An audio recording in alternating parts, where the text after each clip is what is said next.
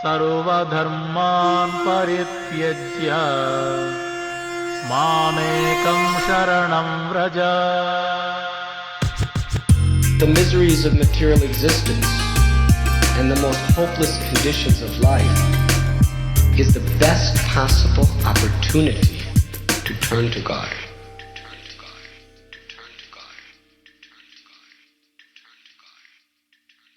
Barenaka Bhakti presents The Gift of Desperation, a Bhakti recovery podcast. This is a 12-step based Bhakti-oriented space.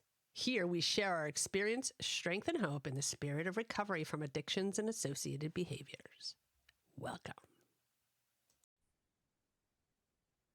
Hello, welcome. Hey, Kennedy. Welcome back. Hello. How's it going? It's going.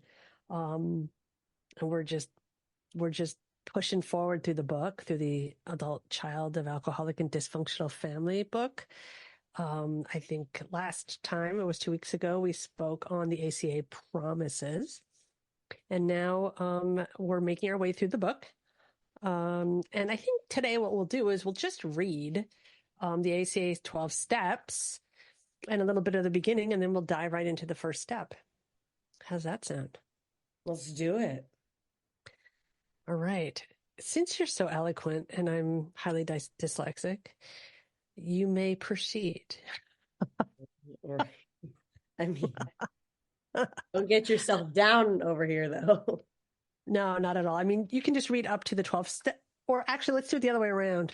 I'll read first because the italic words are better for younger people. They're not great for me either. Yeah, I've earned the right. I'm old. Fair enough, I guess. I'm only Okay. kidding. Whatever. It doesn't matter. I'm only kidding. All right. So these steps are going to differ a little bit from the rest of the 12-step literatures, which I think, aren't they all just slightly geared towards their own programs, or this one especially? No, they're all geared towards. I mean, of course, we know the OG is AA, and I think the reason why all of these things, or I know that the reason why all of these other programs started popping up is because these are topics mostly that alcoholics, people who are recovering alcoholics realize that these steps work on every area of their life. And so these things were it just kind of organically unfolded, and they became, the steps of that specific program. Well, yeah. All right. You want to start up? Sure. Number 1, we admitted we were powerless over the effects of alcoholism or other family dysfunction. Oh, wait, we're supposed to start at the beginning, the pathway. We're going right to the top. Hells to the yes. All righty. Part 1. ACA 12 steps. There we go. The pathway to emotional sobriety that endures time is through the 12 steps of ACA. This is the heart of the Adult Children of Alcoholics program.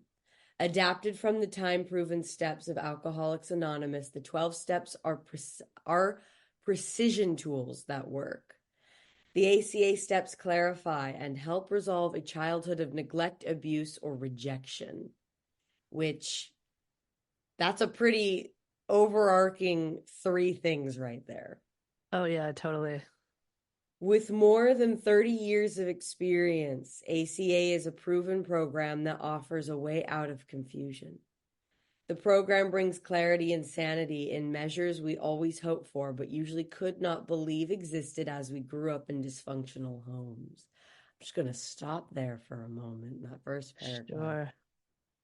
I mean, it's amazing to me because I really do think everybody would benefit from an ACA program. But in admitting that, I also have to admit that means the effects of neglect, abuse, or rejection are, in fact, ingrained in every single family. For the most part, I don't want to take away hope that there's at least somebody who got like a solid upbringing.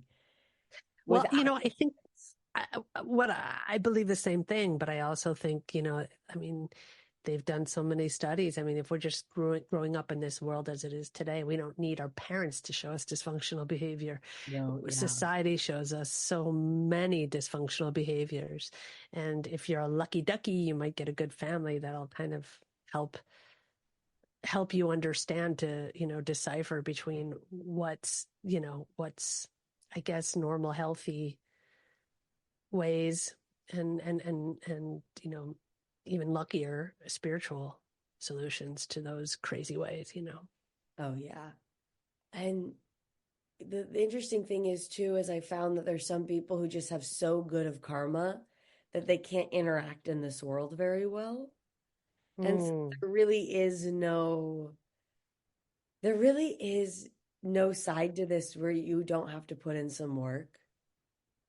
And our interactions with other human beings, I feel, are what have been just at the base level, have been so deeply warped. Yeah. And yes, you can easily blame reality TV and social media, but how we imbibe things also matters. Yeah.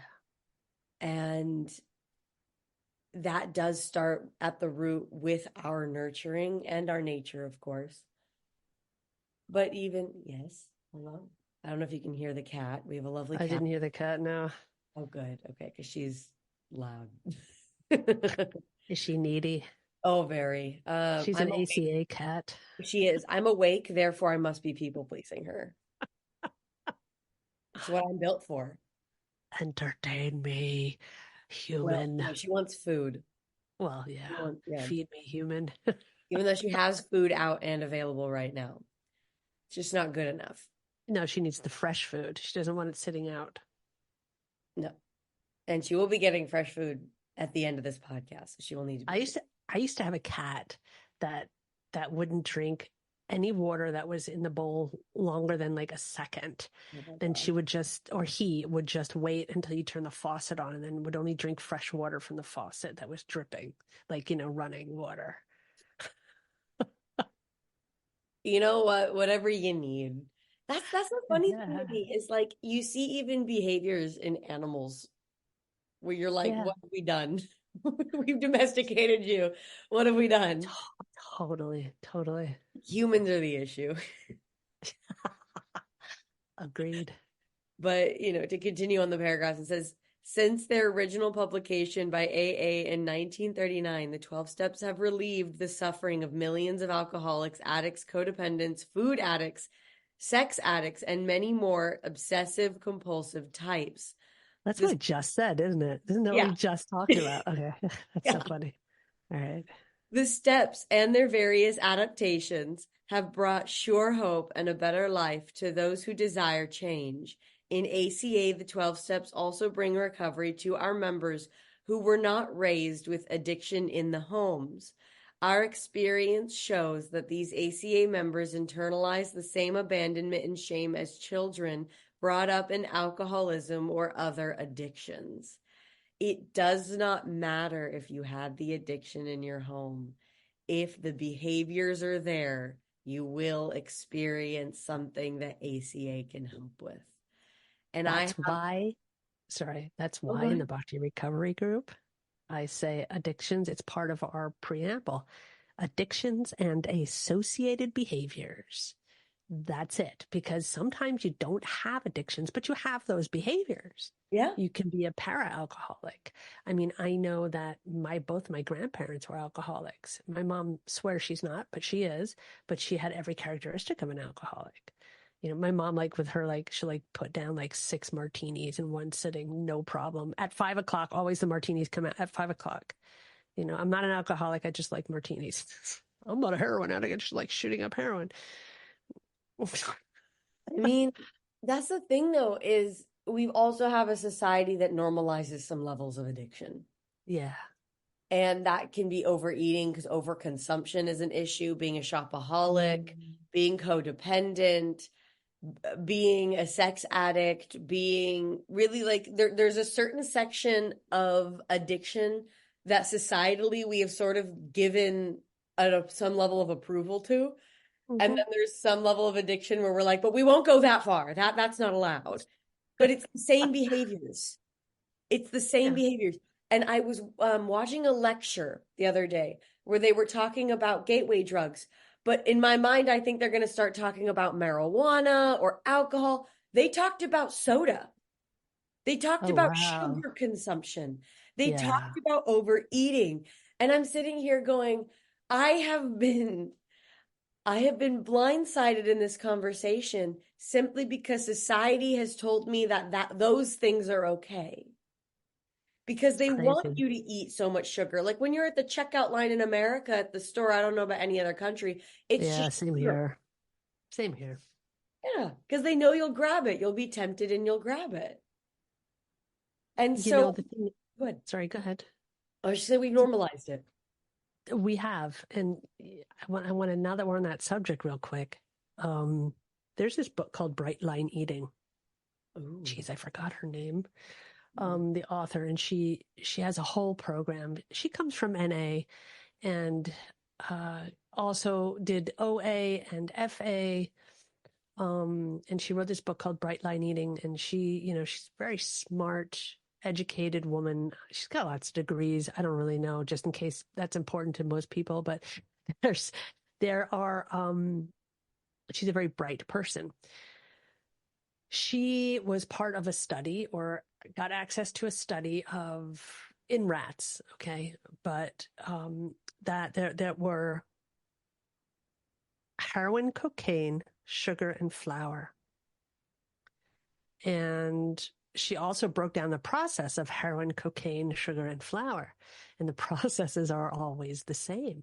They process all these four things exactly in the same way. So much so that when your body gets that one hit of sugar or that one hit of, that processed sugar, that processed flour, that processed cocaine and that processed heroin, your body gets a surge and it's just not prepared for it. And it doesn't really know what to do with that. And then, of course, your whole body adjusts to that at some point and expects that. So you keep feeding that addiction. And she found that in those rats, at one point, they gave up the cocaine and the heroin and just went for the sugar. The sugar was more addictive in these particular studies. The sugar and the flour were more addictive than the heroin and the cocaine. And I find Wow. that wild.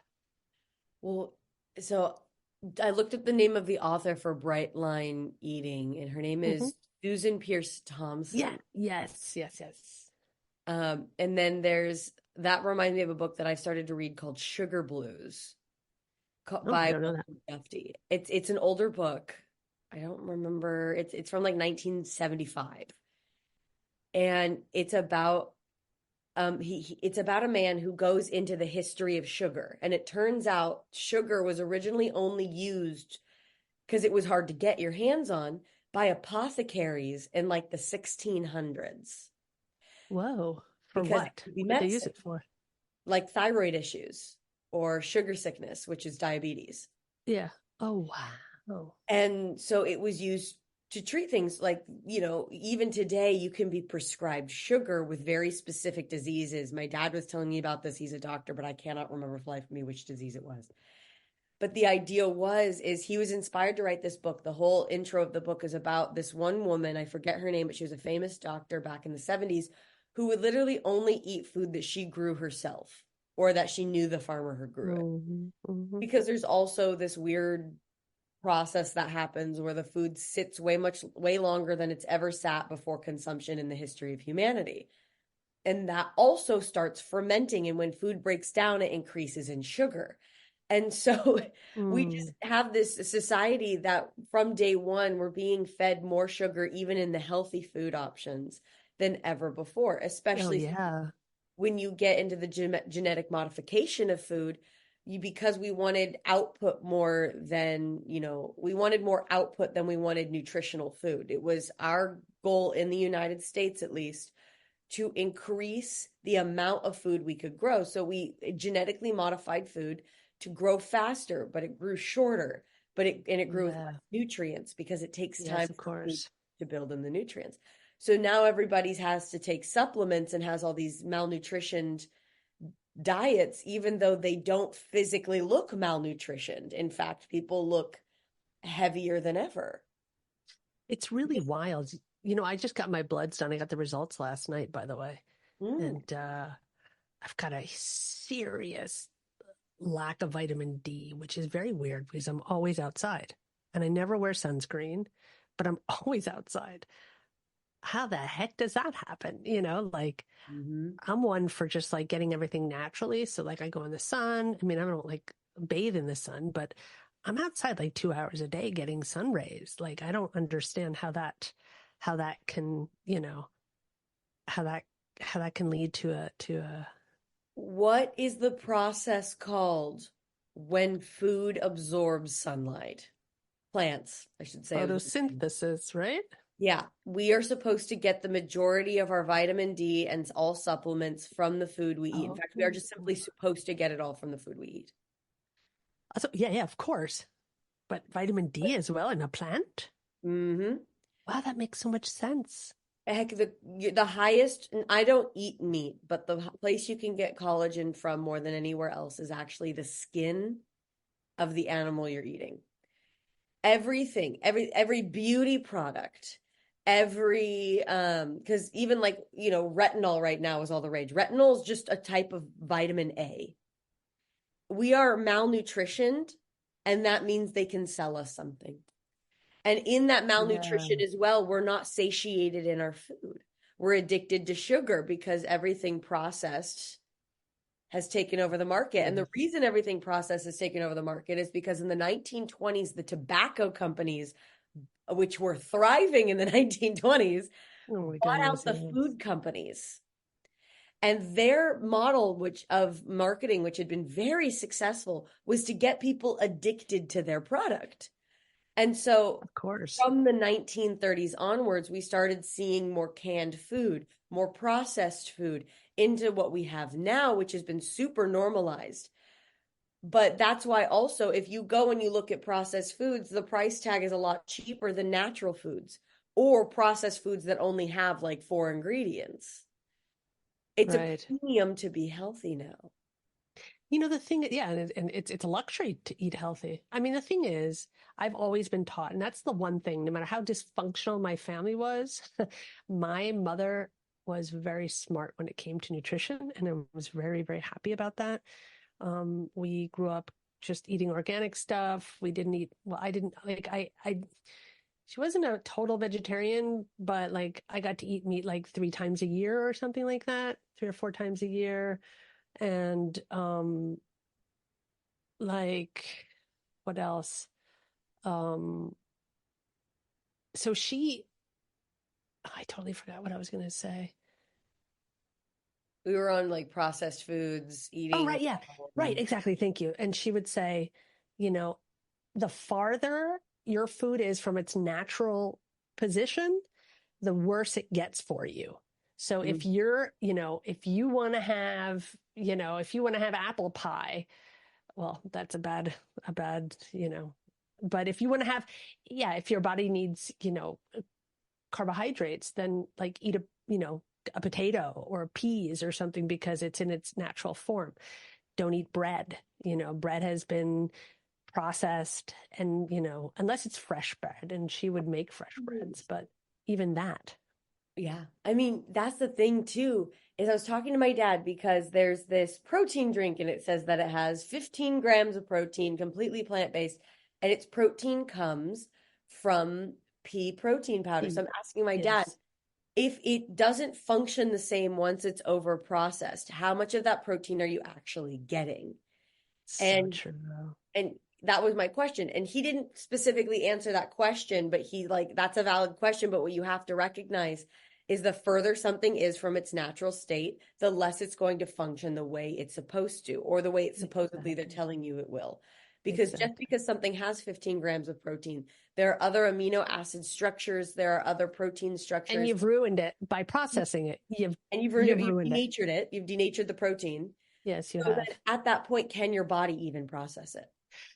It's so true. And this is like why I don't do stuff like that. If my body needs proteins, then I'll get it in lentils. I'll get it in its purest form.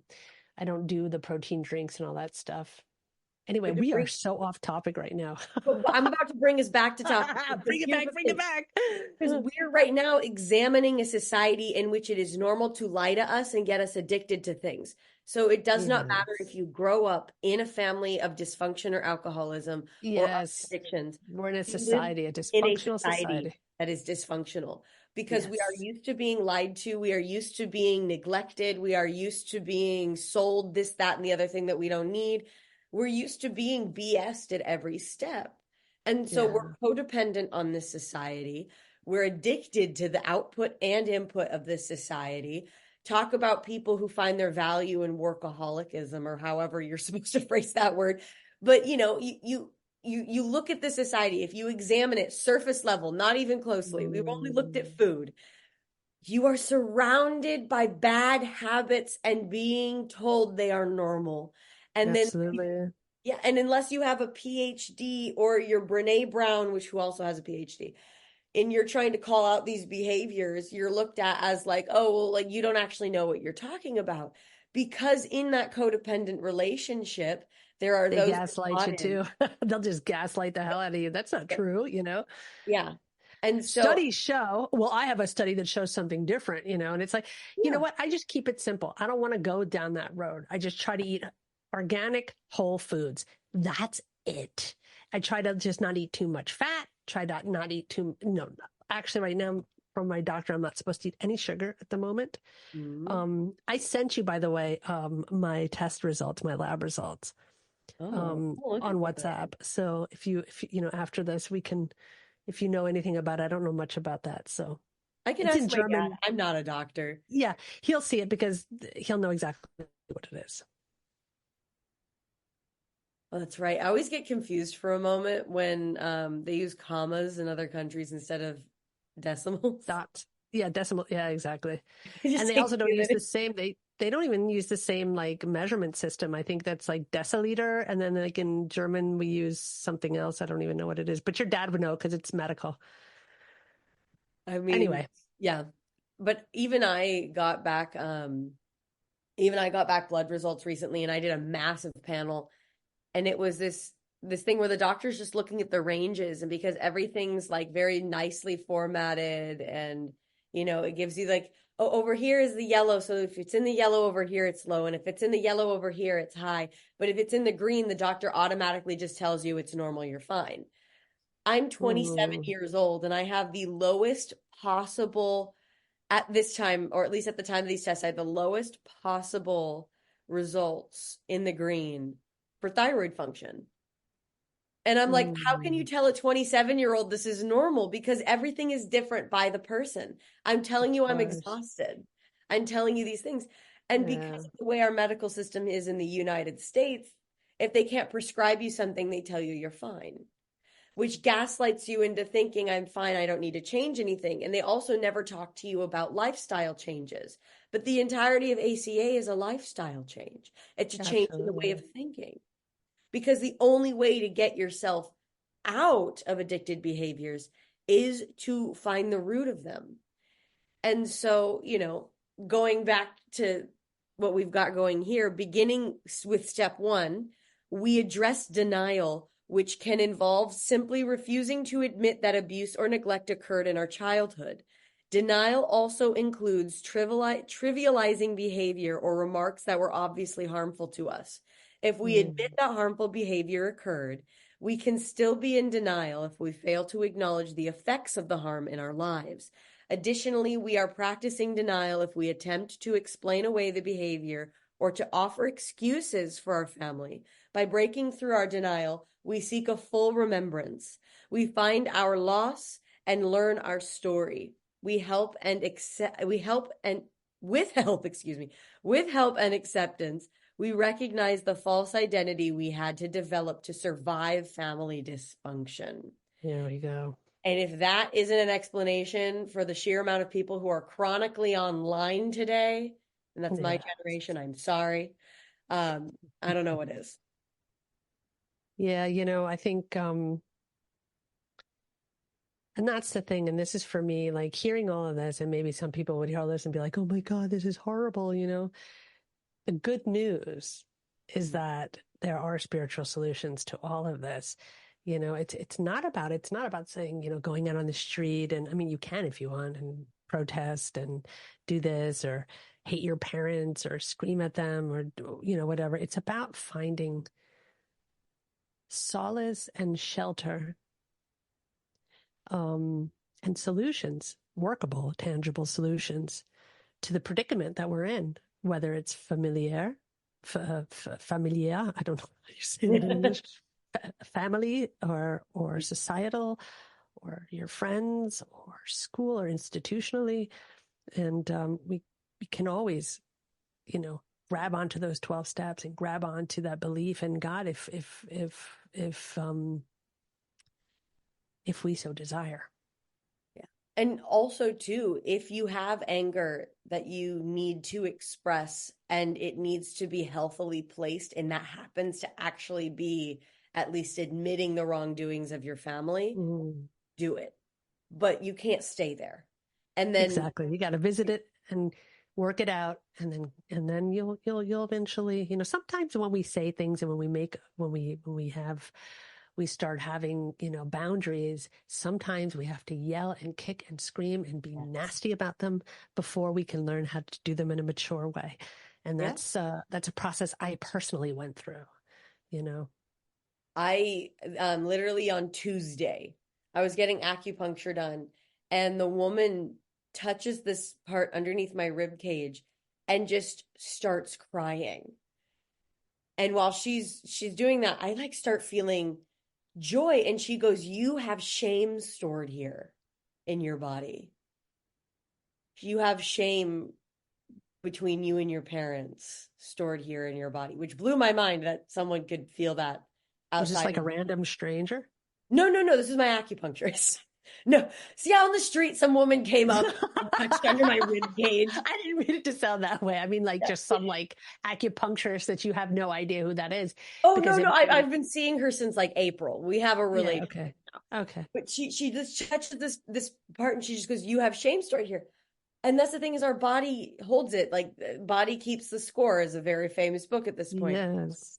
The issues are in the tissues, honey. You have to release. You can be there, just don't build your home there. And if you want to go out and, like, if you have this inner feeling where your inner teen, it says, "I need you to go defend someone to prove that you can defend me," go join a protest. Go show that you can do a protest. Like, there will be activities in your life that can be healing, but don't build your home on emotion. Don't build your home on anger. Don't build your home on the reaction. It says here in what you read, it says, if we admit that harmful behavior occurred, we can still be in denial if we fail to acknowledge the effects of harm in our lives. And additionally, we are practicing denial if we attempt to explain away the behavior or to offer excuses for the family. Now, I never offered excuses, but I really denied the effects that it had on myself. I was always like, no biggie, I'll just, suck it up, buttercup. Like, don't cry, don't be a baby. It's not such a big deal. Like that's kind of like how I was always, don't cry. And the moment hot tears started streaming down my face, it was the most shameful thing I could possibly do. I don't know where I learned that, but crying is the most shameful thing you can possibly do in public or in front of anyone else. And it's mortifying for me, or it was. And, I never, when I got into recovery from drugs and alcohol, I never really wanted to look or admit that, because I just didn't want to have to do the work, probably. And thinking actually about how I was raised, and all of the things that occurred, is quite honestly is pretty horrifying.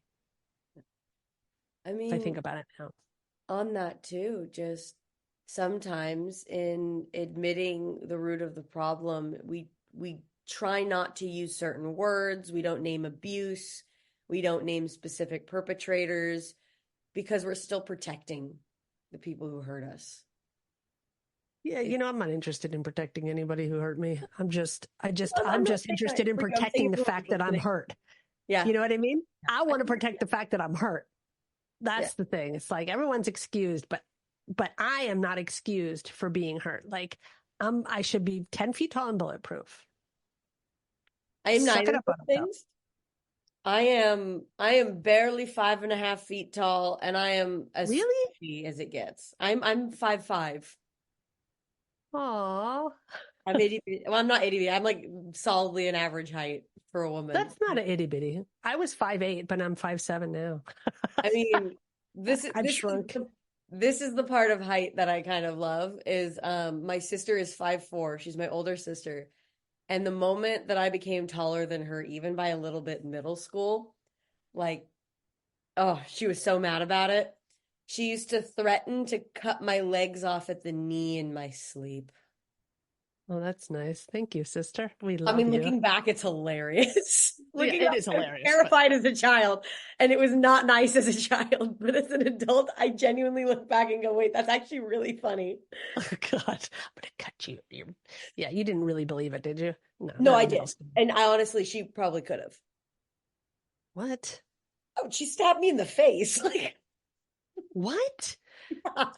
Let's hope she doesn't listen to this. She would be so pissed if she heard this. Oh, maybe, but at the same time, at the end of the day, your actions are your actions. This is my experience. yeah, This I whole get it. podcast is for me to own Yeah, that experience. And it's who like she, what we just read. We don't defend that, yeah, I'm not going to defend that. And also, too, like, I I look at it and I go, okay, who she is now is not that person. She has expressed some level of remorse for the actions that she took in our childhood. And I'm not even scratching the surface of some of the things she's done. Mm. And that's fine. I get to heal from that. That gets to be my journey into superpowers. There's no superhero who doesn't have some sort of sad origin story. So I'm just going through my superhero origin story, sorting through it, Yeah, finding it's like magic. Superman was an orphan, wasn't he? I mean, yeah, he found out he was the last of his kind. I'm a nerd. I can go into this. Um, Yeah, I love but that. that's the thing is when you get down to it, it's not about what happened. It's in this present moment. How can I change it? How can I work with it? How can I become the strongest version of myself? I may not be 10 feet tall and bulletproof, but I'm emotionally healthy. Mm. And I think that's more important than being bulletproof. Because if you're Mm. 10 feet tall and bulletproof, but one comment gets you to your knees in tears, what's the point? Yeah, so true. So true. So Okay. yeah, I'm already gonna we're on the right wavelength. I love it. Yeah, let's go.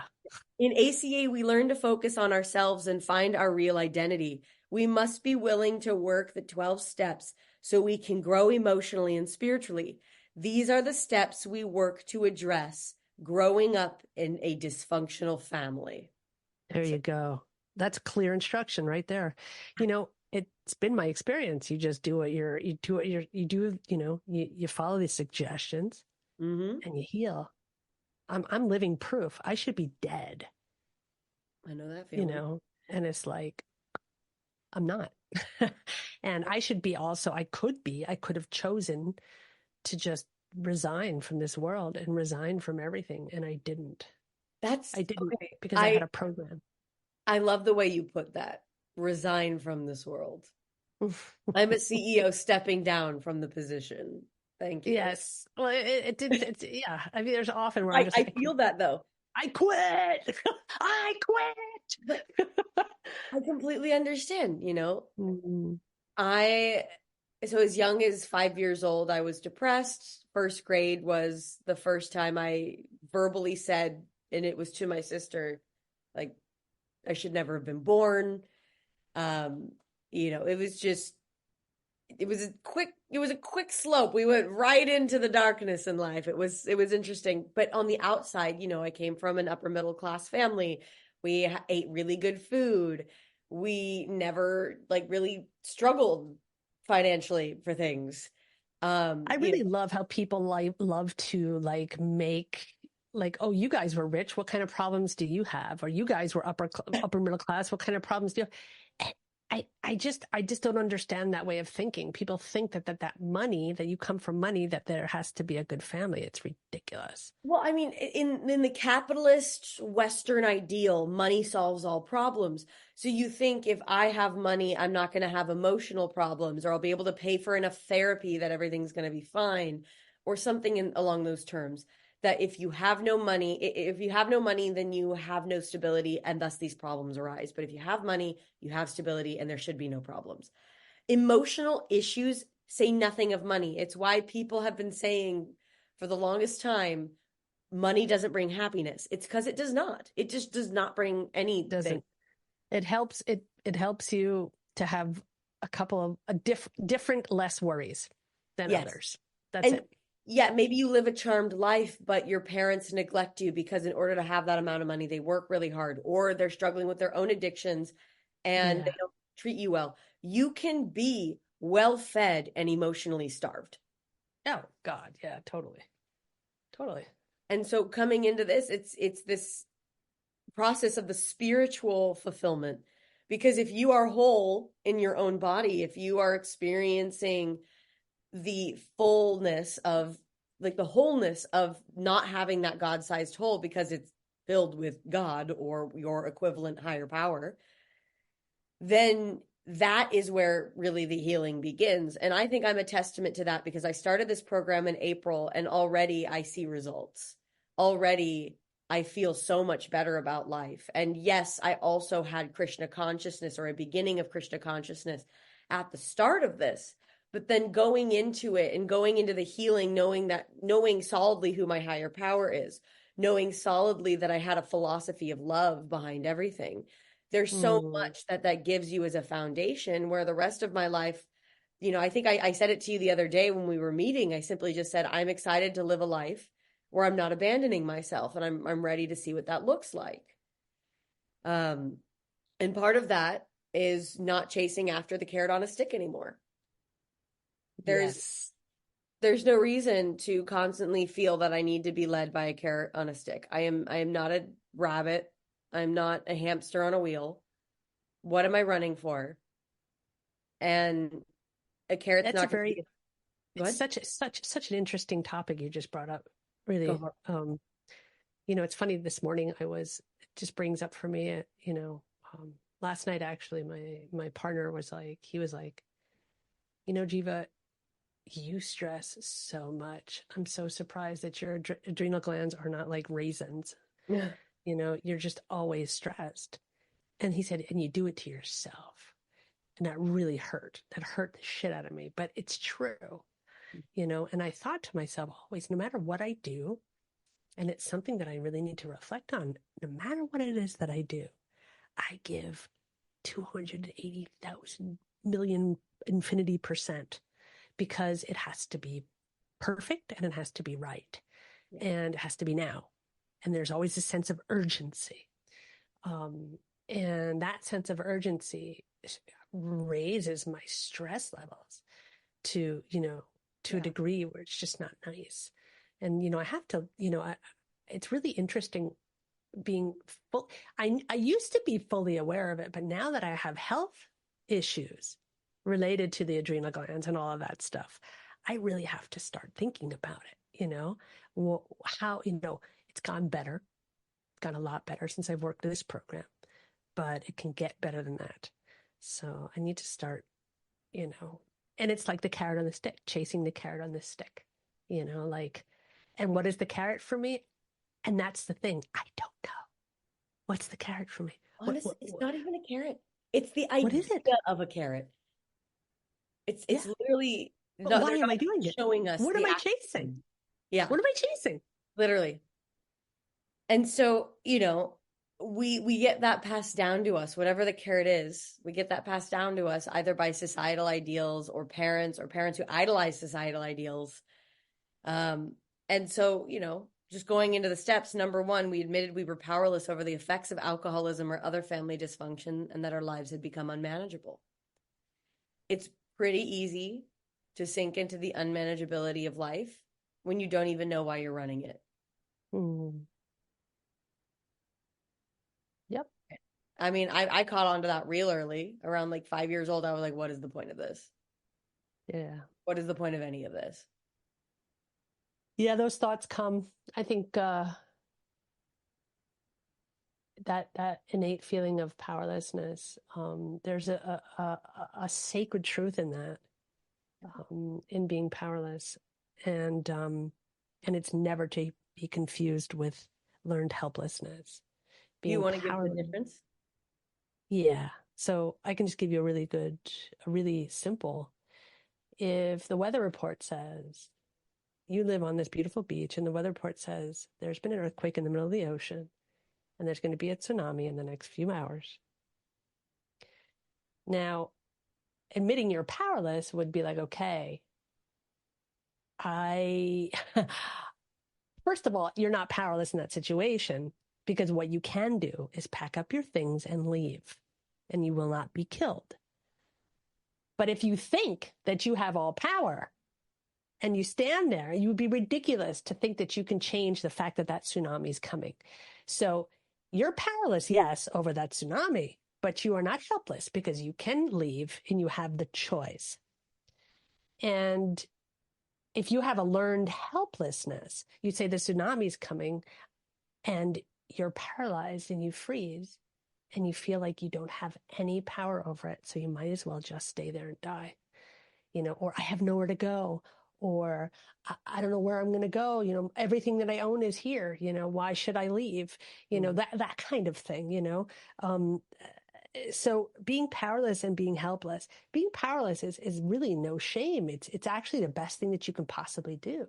You can't, no person in their right mind would think that they could change a tsunami or change the way, change the nature of a tree, or change, let alone change the nature of your parents. It's like there are just certain things that are just there. You can't change the fact that the sky is the sky and space is space and that the earth is the earth. You can't change that you are completely powerless over that. There is nothing that you can do, say, whatever. You can damage it. You can mess it up. You can dig holes in it. You can do whatever you want, scream at it, but you're not going to change the fact.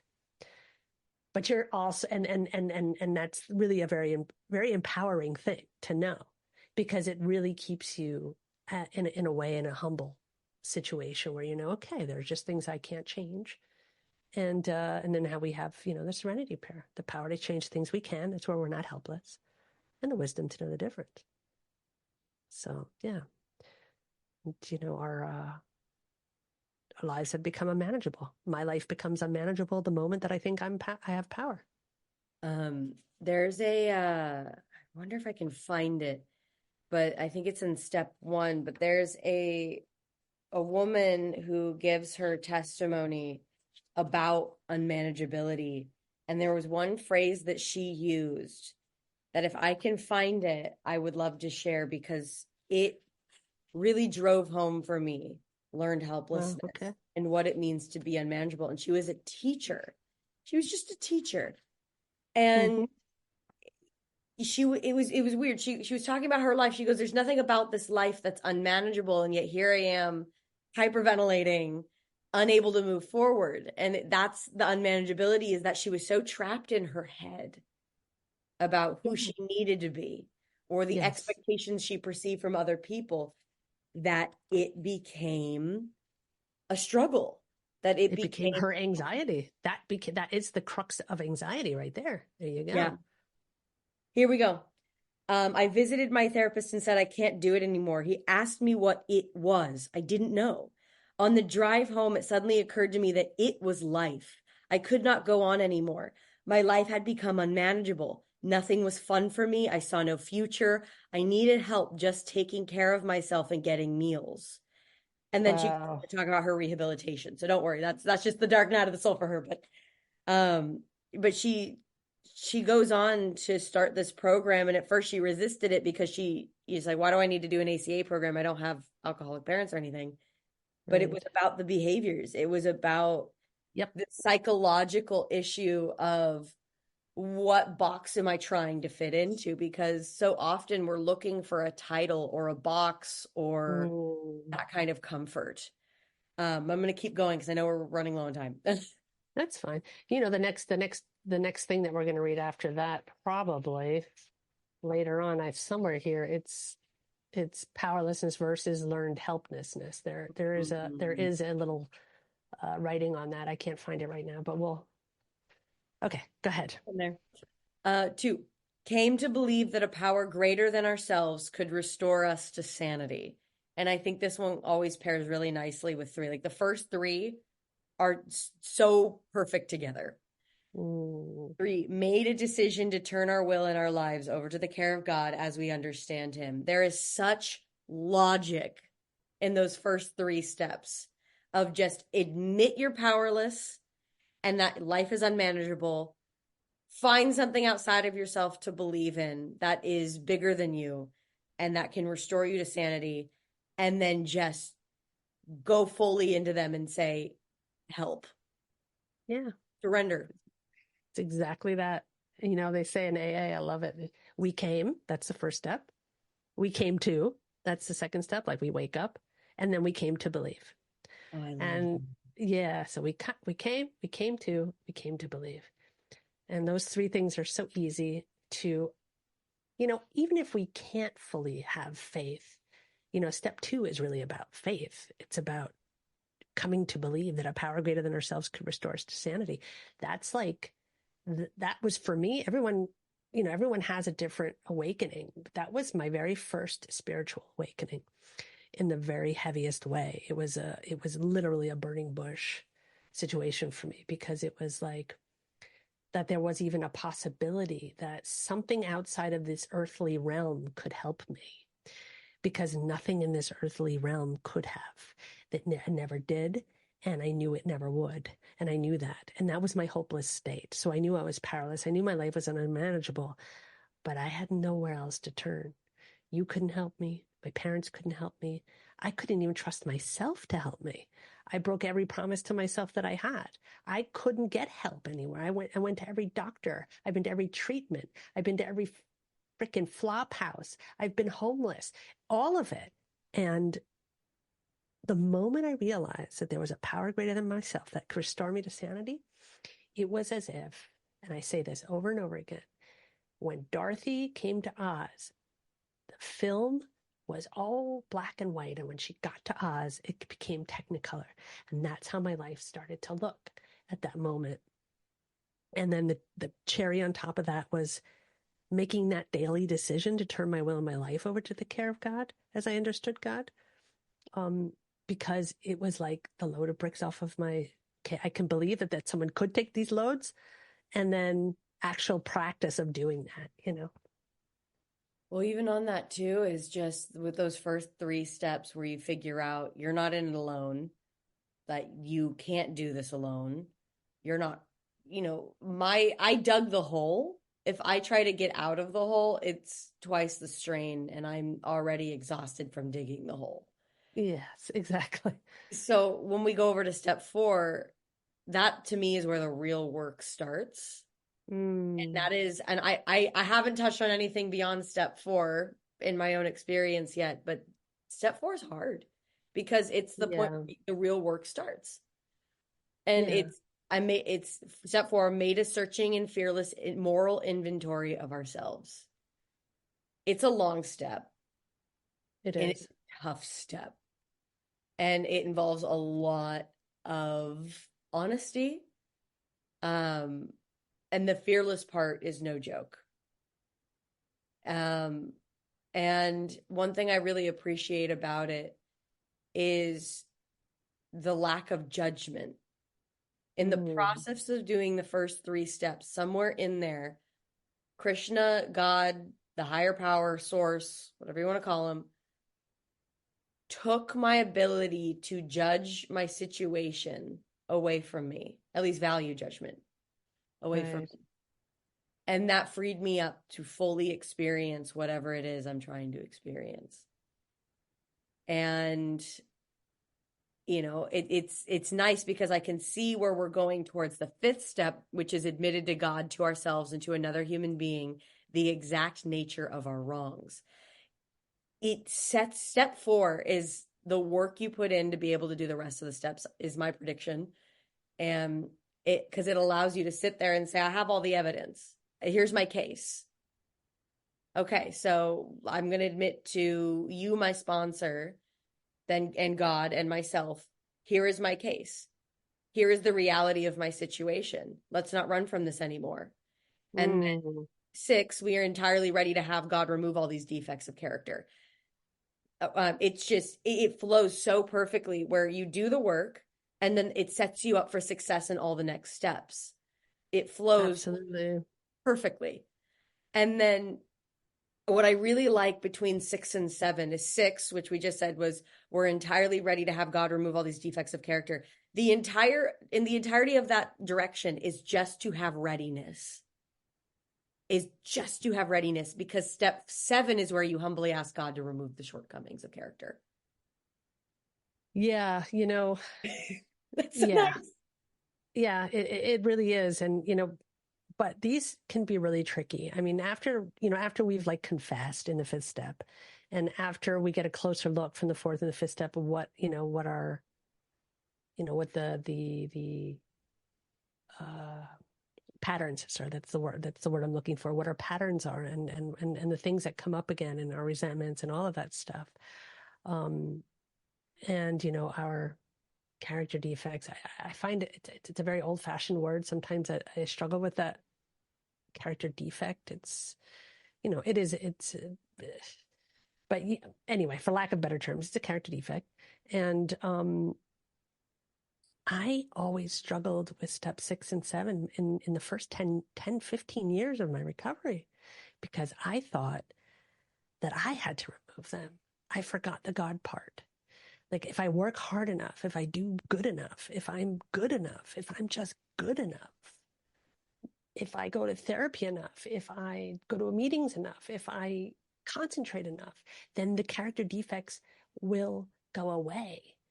And you can't remove a character defect with a character defect, because that is one of my character defects, this perfectionism, and this, with all of my power, trying to remove something that's not up to me to remove, actually.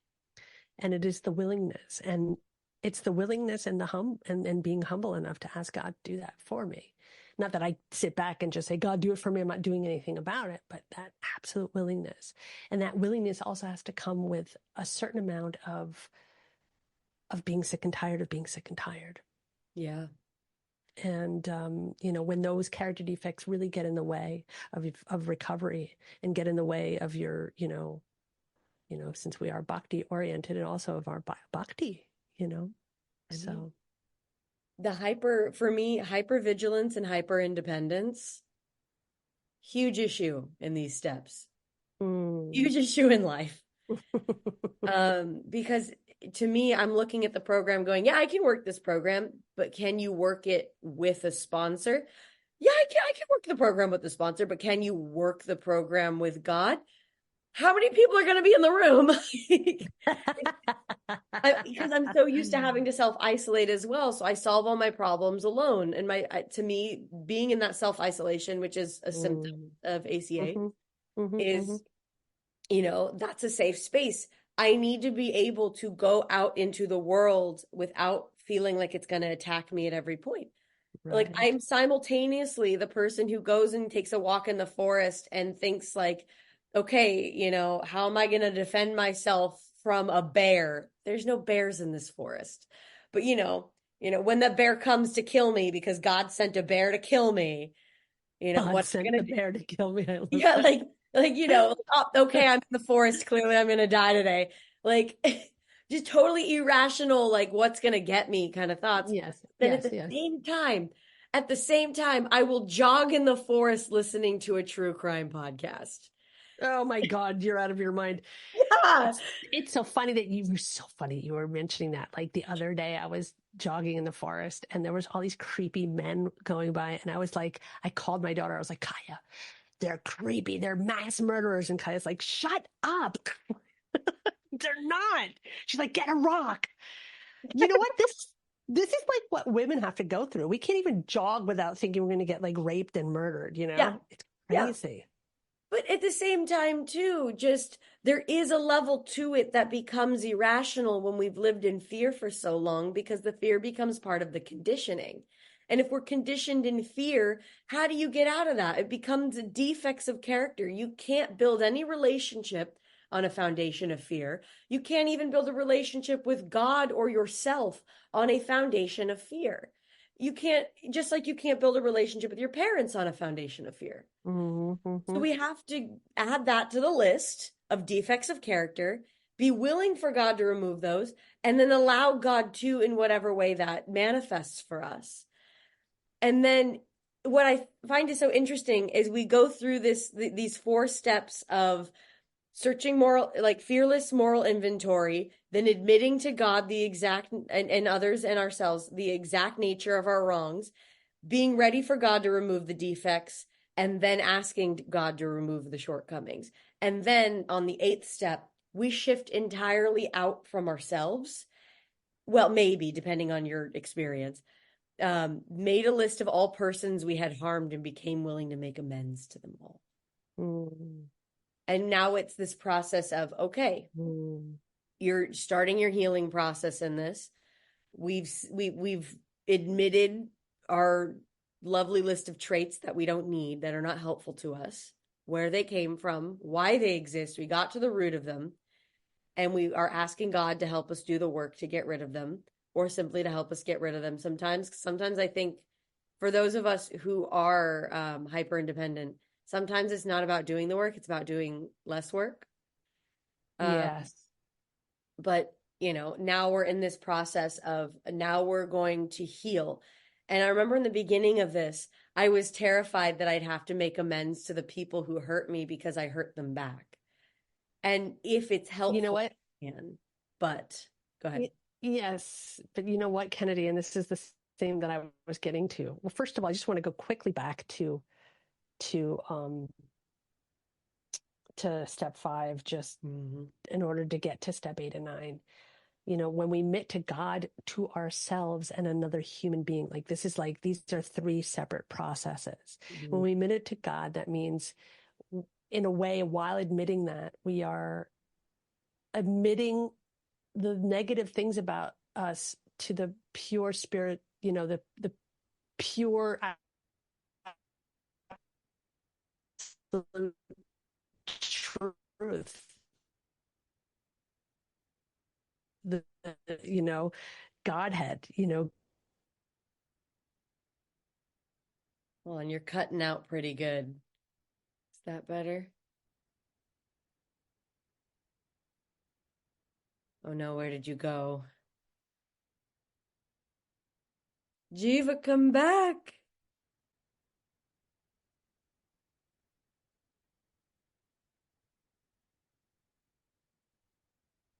Jiva. Do you hear me? Now I can hear you, yeah.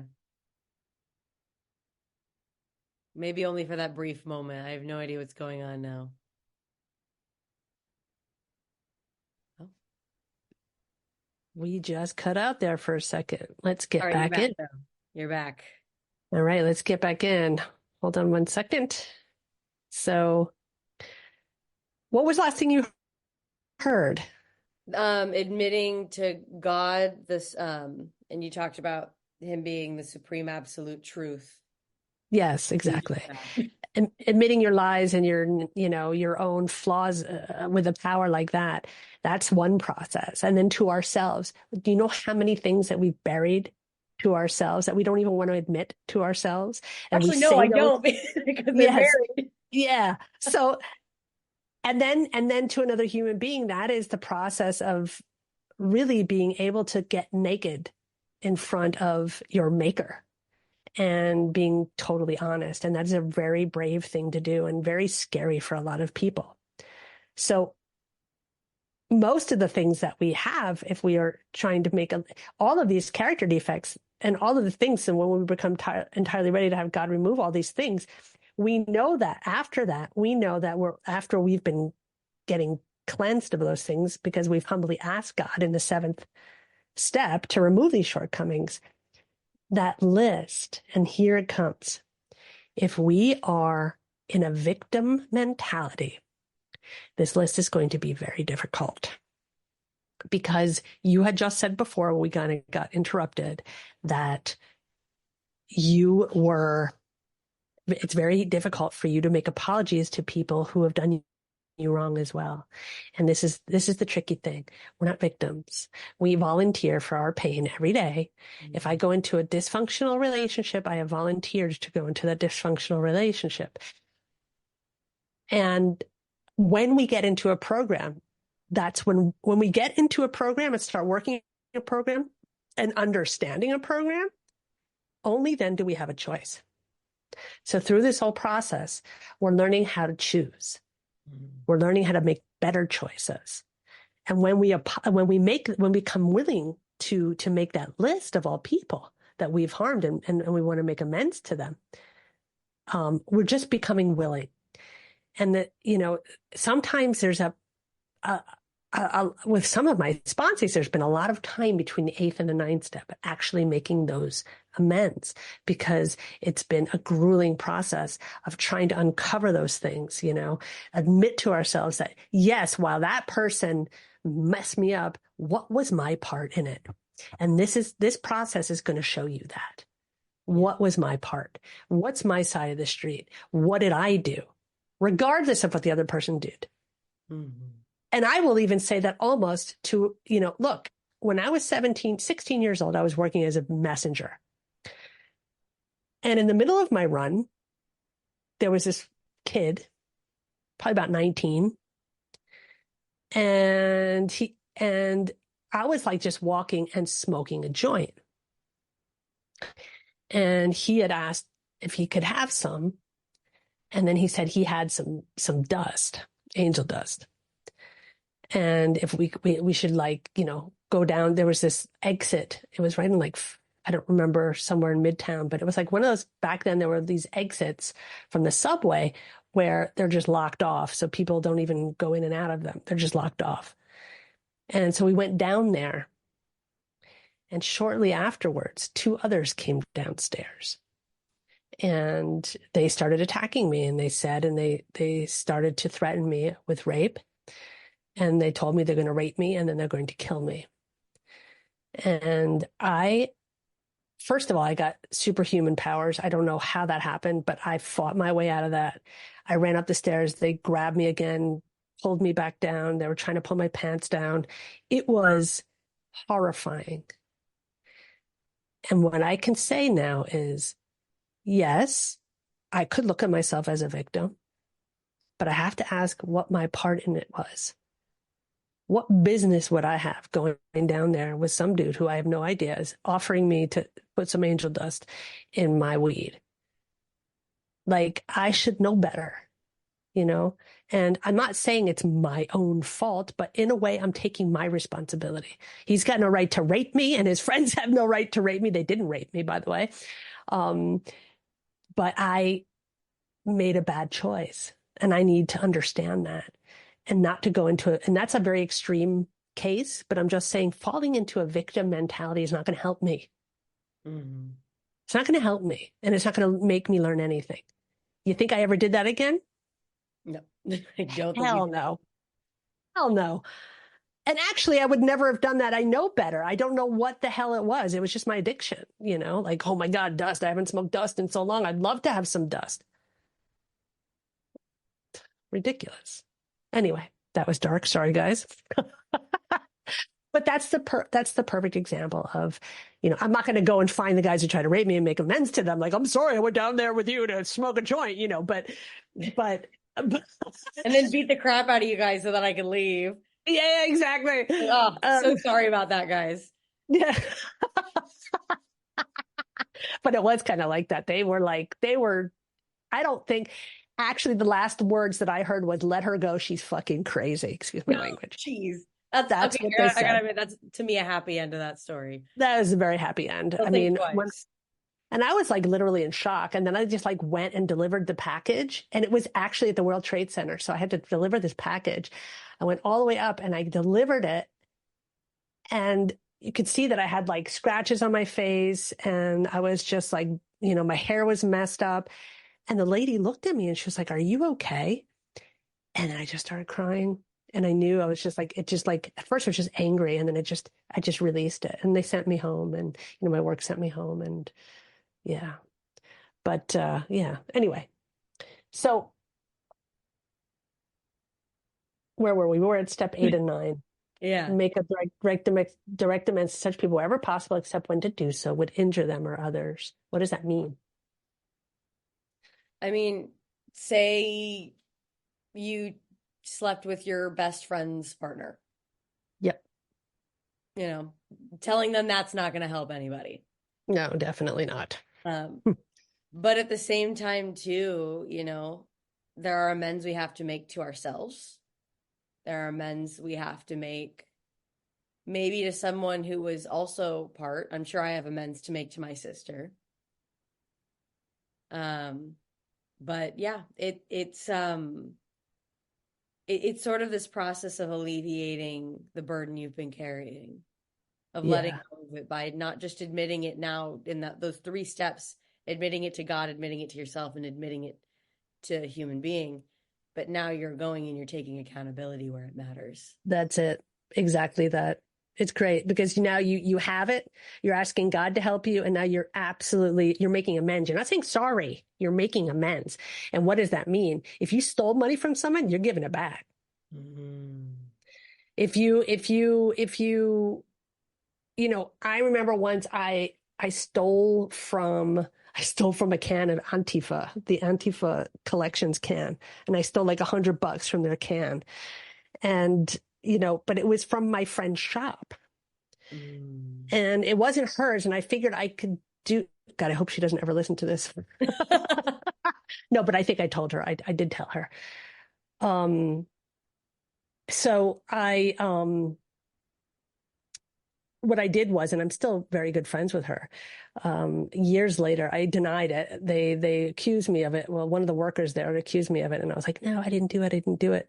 But I was dope sick. I didn't know what to do. So I didn't want to steal from the store, but I didn't give a shit about Antifa. So I was like, fuck them. I'm going to steal from them. And not that I have anything against Antifa, but anyway, it doesn't matter.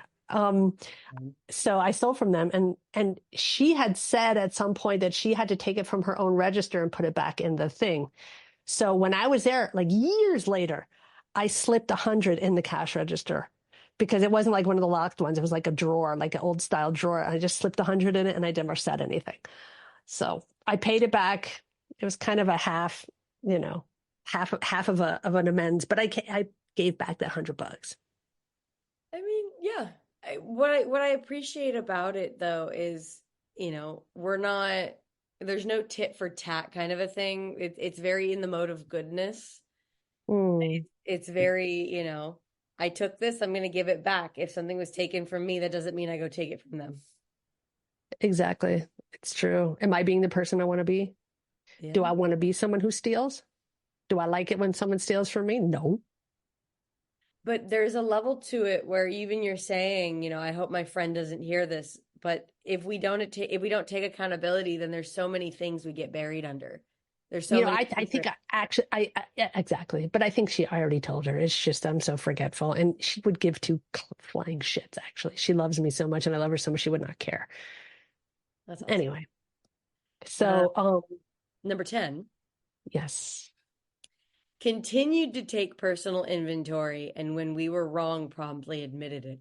So we're taking all the work we've done and we're putting it in the present moment, and we're allowing it to influence the way we go about life on the daily.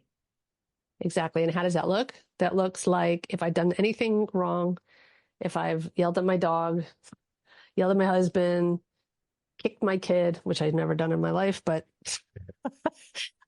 whatever it is that I'm doing, take responsibility. So we've learned through the 4th, 5th, 6th, 7th, and 8th step and 9th step that we have taken our inventory. We know what's wrong. We've given it to God, and we make direct amends. The 10th step is like a mini 4th step every day. And when early recovery, a lot of people recommend that you do a little kind of daily journal about the things that perhaps you've, mistakes you've made or things that you'd like to improve. Yeah. And I appreciate the level, all these other steps that lead up to this 10th step, because it's preparing you to, without judgment, take a moral inventory of your mistakes. Because it's so easy. Absolutely. If you're in the victim mindset, hopefully it shakes you out of it by step 10. Totally. Otherwise, it's just going to get worse, because the ACA behaviors are going to spiral you out of control. Totally. But then I really love the 11th and 12th step. I think that they're really beautiful ways, and it's very cyclical. Like they Yes. circle back to step 1 really nicely as well. You do. But 11 is sought through prayer and meditation to improve our conscious contact with God as we understand God, praying only for knowledge of God's will for us and the power to carry that out. Isn't that beautiful? It's wonderful. It's just like, yeah, just start eliminating all the superfluous things and just rely on God. Just surrender and talk to him and figure out, okay, why am I healing? What's the purpose? Because I think I think the vast majority of people who suffer from addiction or associated behaviors lose sight of purpose. Yeah, we do. We do. If you chase the carrot, you're getting off your own track. You're supposed to take a left at that fork, but the carrot has you super off-roading because it's trying to get you somewhere else entirely. And Yeah, we become hyper fixated on what's wrong and hyper fixated on victim mentality and I used to think I don't even relate to having a victim mentality. And that's not entirely true. I'm not a huge victim mentality, but I do have it. If I'm totally honest, there are certain things where I do have it. It's not huge. That's not one of the huge ones for me. Only because I've been in the program so long, I guess. Definitely have. I much less now than ever before, but I've definitely lived many years in the victim mindset. Yeah, it's a really shitty place to be. It is. It's horrible. It's not empowering at all. No, you kind of get really entitled. Everything should be given to entitlement. you. You're like, I've suffered enough. Now hand me the rest of my life. No.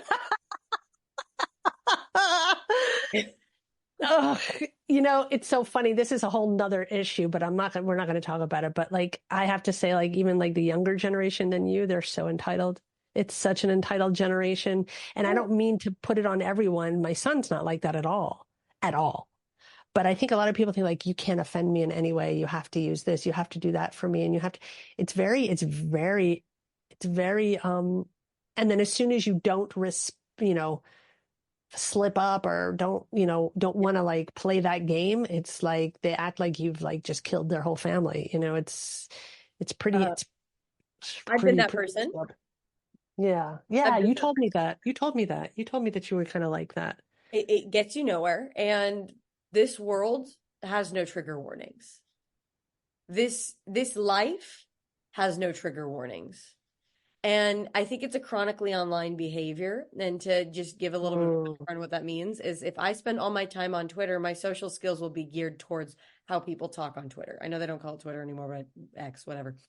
Really? I didn't even know that.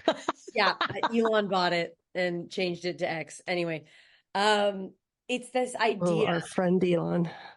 It's this idea that they want to because the associated behaviors and ACA is such an issue within our generation, because more than ever before, we have things shoved in our face that are not healthy for us to see. We're constantly on social media. We are as interconnected and communicative as we've ever been, but we're also as lonely as the most lonely we've ever been. And so we're at this stage in development where you have adults who have never had their needs met. And sure, they might turn to their parents and blame their parents. They might turn to society and blame society. But they're at this point where we've realized the structure we have in this world is not conducive to healthy upbringing. And they don't understand that in so many words, but they are certainly acting it out. Yes. And so agreed.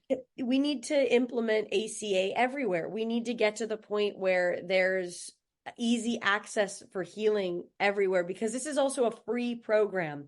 Not everybody can afford a therapist, and not everybody should go to those online therapy groups like BetterHelp or whatever, because a lot of the time I've heard horror stories of people who are not actually qualified counselors giving counsel. And so, we're in this age where it's a toss up. Anything can happen. It's always been that way, but now more than ever, it feels like every single day there is a chaotic moment in Yeah, society. absolutely. And Absolutely. so my generation is entitled because they're in the victim mindset. And they're in the victim mindset Mm. because that is glorified on the internet. That's glorified in social media and on reality TV shows. And there is no Yeah, those are program or so outlet. weird. They're so weird. They're so weird. That whole Yeah. thing. I Yeah. mean, I don't even like even Dexter, who's like 18, says it's weird. So Yeah. like that's my reality check where I'm like, okay, Dexter, what do you think of this? He's like, it's freaking totally weird and tacky. Like, I don't get that at all. And he's an online child. Yeah. But some people have more common sense than others, and Yeah, that's fine. true. You are where you Very are. true. Everyone's upbringing is different. He has a mother who has been working the steps for the majority of her life. Yes. So These true. So other true. people don't. Thank you, Steps. Thank you, Thank you, Steph. Steps. So, number 12 being having had a spiritual awakening as the result of these steps, we tried to carry this message to others who still suffer to practice these principles in all our affairs.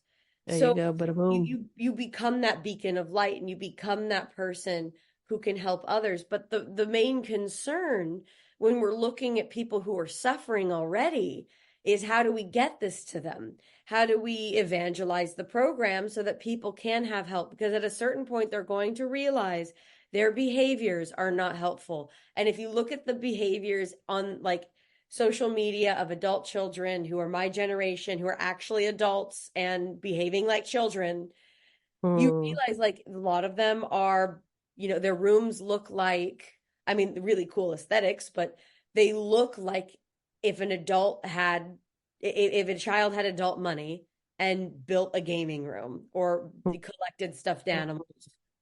There, and I'm not saying that adulthood has to look a certain way, but you can't deny the fact that people with chronically online behaviors, influencers online, people on social media, people in reality TV, a lot of them have this overarching issue with not being able to interact with the world on an adult level.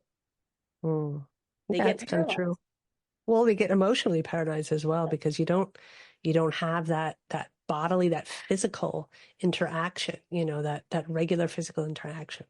Yeah. But, having had a spiritual awakening as a result of these steps, and when we practice these principles in all of our affairs, we need to practice them in live people, in live situations, in person. And the thing is, and this is the most important thing. First of all, if I want to go back quickly to step 11,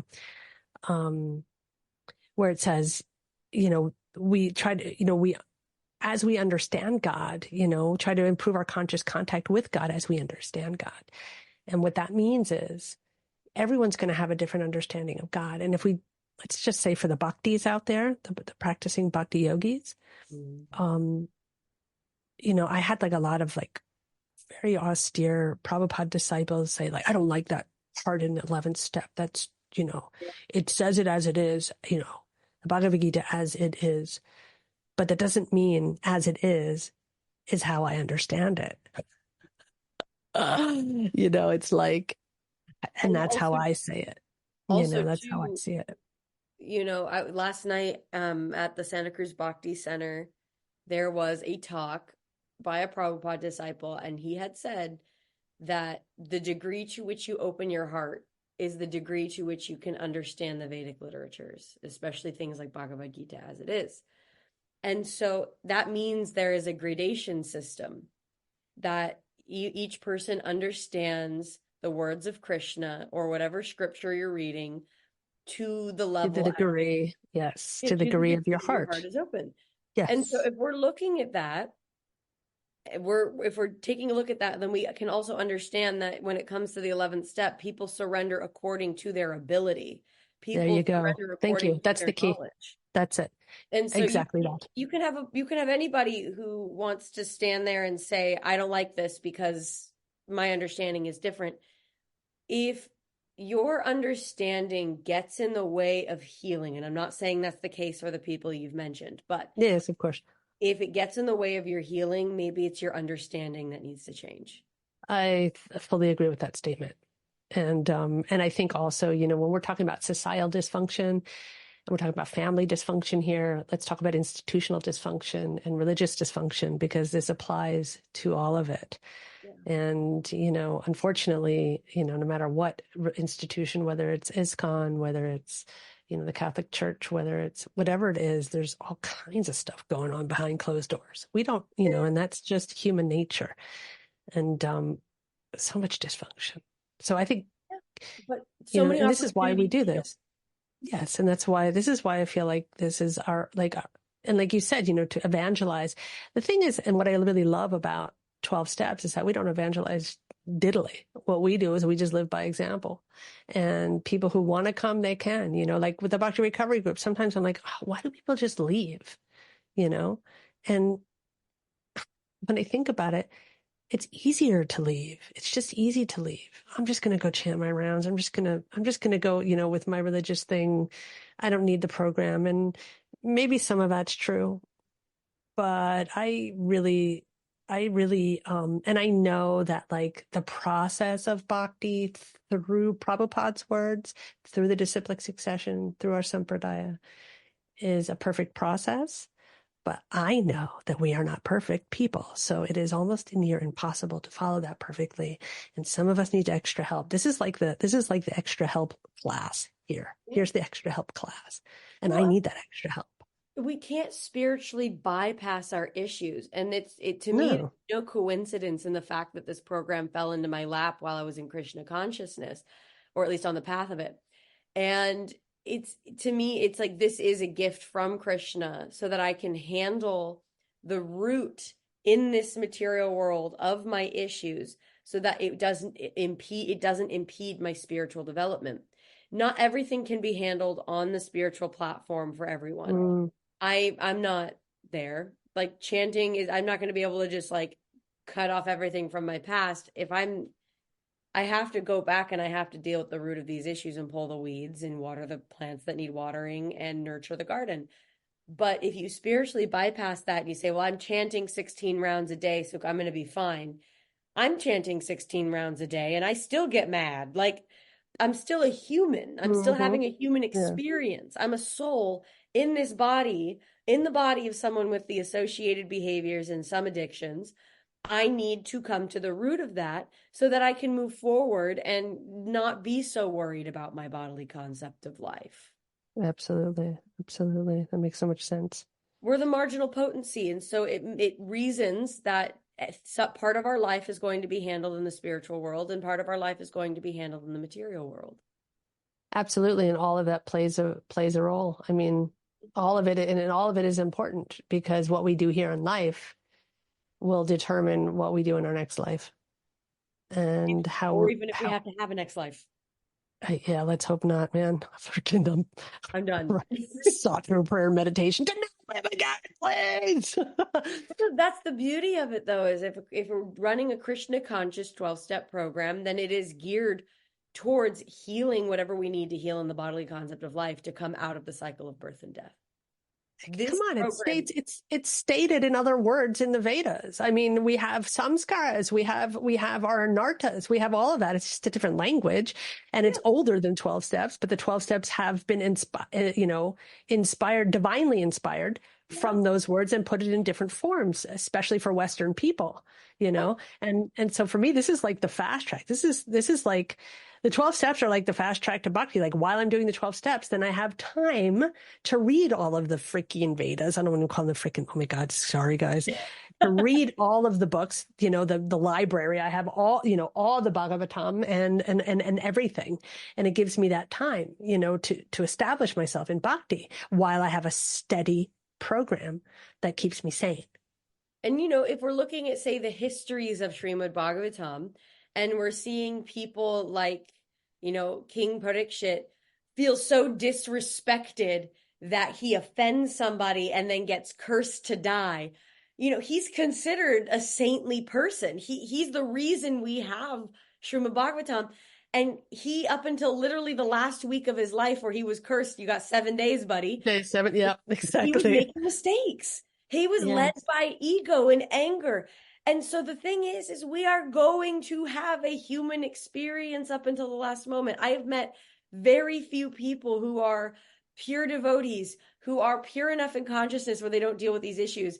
They're all gurus. Yes. I'm not a guru. If I teach a class, do not think that I am up there. I'm repeating the words of pure devotees. I myself am not in any way, shape, or form a pure devotee.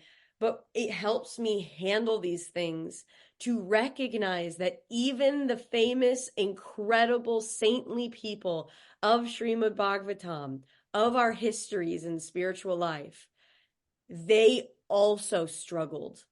That's right. And they needed a 12-step program. Parikshit, if he was in a 12-step program, it would have been better. Yeah. And you know what else? They struggled. They struggled in yugas that are supposedly easier. Yeah, I know. And yeah, we are like in the hardest well, it's going to get harder, but we're in the winter. When it comes to seasons of time, we are in a harsh winter. Oh, we are in a harsh winter, and I feel it. I was thinking today, like, how would it feel? How is it going to feel when I leave my body? Painful. How enlightening it will be and how beautiful it would feel. Like, yeah, it's painful in the process of leaving, and then you wake up and it's beautiful. Yeah. Death is not fun, but the life after is the best. Let's do another 3 minutes, 4 minutes, because then we have to jump into the meeting. The meeting is in 20 minutes, and I have to prepare for that. Are you coming to the meeting? I am coming to the meeting. Oh, I might keep the camera off trying to get my morning started, but yeah, I'll be coming to the meeting. Okay, good. So should we end that, or should we read the weird font? I think we're good, because I don't think we can get through the font in 3 minutes. Yeah, that's true. We'll continue the font. I'm going to put a little star by there so that we know the next time that we do the podcast. We'll taking a little break because my good Kennedy is doing the steps, and she's going to need to go through some more of those. I'm proud of you, Kennedy. You're doing a great job, actually. So I feel good. Thank you for getting me started on it and creating this program, because I probably would never have done a 12-step program of any kind if it wasn't bhakti oriented. That's so great that you said that. It's beautiful. And thank you for just showing up on the podcast all the time, willing to talk to me and, give not me, but give this Sangha your time, because that's service. So I hope I'm good association. You are a good association. All right, my dear. And hello, everybody. Thank you so much for joining us. And we'll talk to you soon. Haribol. Hare Krishna. This concludes another episode. Thanks for listening. In order for me to serve this community to the best of my ability, I welcome feedback. Please write your feedback at bhaktirecoverypodcast@gmail.com. That's bhaktirecoverypodcast@gmail.com. Also, please don't forget to follow and give us a 5-star rating. Share this with family and friends. If you'd like to join our Bhakti Recovery community or just find out what we're all about, please visit our website at www.bhaktirecoverygroup.com. That's www.bhaktirecoverygroup.com. There are no dues or fees, and we meet daily. If you or someone you know is struggling with addictions and or associated behaviors, you will find links in our show notes to various 12-step programs. Nobody seeking recovery need ever be alone again. सर्वधर्मान् परित्यज्य मामेकं शरणं Vraj. The miseries of material existence and the most hopeless conditions of life is the best possible opportunity to turn to God.